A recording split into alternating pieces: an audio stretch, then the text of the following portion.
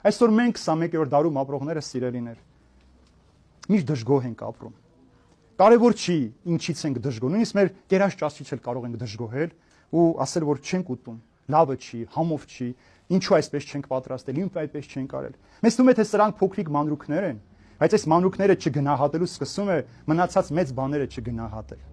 Այն դիմացի մարդու սրտի սերը չգնահատել։ Այն սիրտը, որ քեզ համար բաբախում է, այդ սրտի բաբախը չզգալ։ Այն մարդը, որ սիրով նայում է քեզ, այդ աչքերի նայվածքը խուսափում ես, որ չտեսնես։ Եվ սա բերում է նրան, որ կամաց մարդիկ իրանից հեռանում են։ Եվ այսօր մեկ տան մեջ ապրող 4 հոգին, 5 հոգին իրար հետ կապ չունեն։